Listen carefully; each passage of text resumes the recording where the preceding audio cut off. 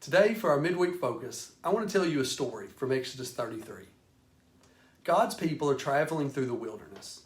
He freed them from slavery in Egypt and is leading them to the promised land, a home that He has promised their grandfathers. The journey has been difficult, and many have wanted to turn around, but God has sustained them. They reached the edge of the promised land, and they sent 12 men, one for each of the 12 tribes of Israel, into the land to scout.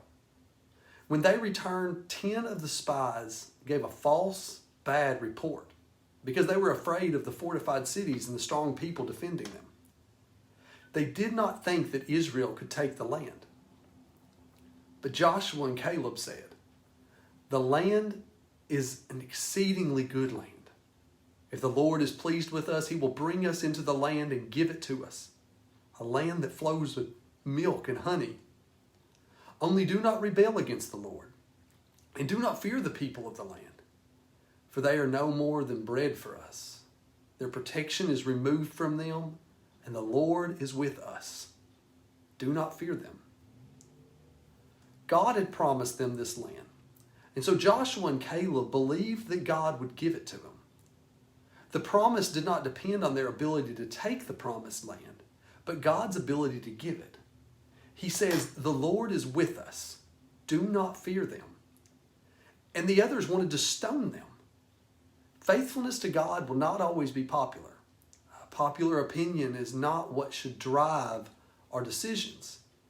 And the way of Jesus may lead to persecution and difficulty.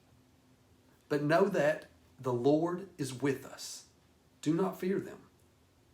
Israel wanders in the wilderness for 40 years before God grants them to enter their home. For their faith, Joshua and Caleb are allowed to enter the promised land. They're one of the only spies that are. Our question for today is how? How did Joshua and Caleb develop such a faith that others faltered?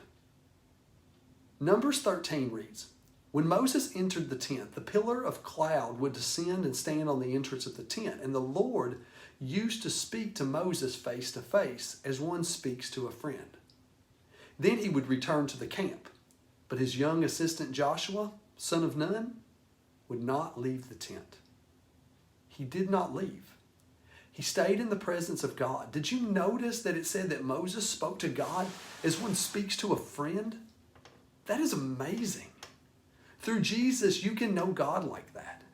Joshua spent time with Him and learned. Joshua saw God's faithfulness and he learned of His ways so that when a difficult time came, he knew God and he knew what He could do. That gave him the courage to live faithfully. Our God is too mighty and loves you too much to live afraid of anything. The more you talk to God and the more you study His Word, the more you serve Him and look for how He's working all around you, the more you come to know God, to recognize His work, and learn to trust Him. Jesus is worthy of your trust. But don't take my word for it. Talk to Him. Read His Word written to you and serve Him. You will come to know Him for yourself.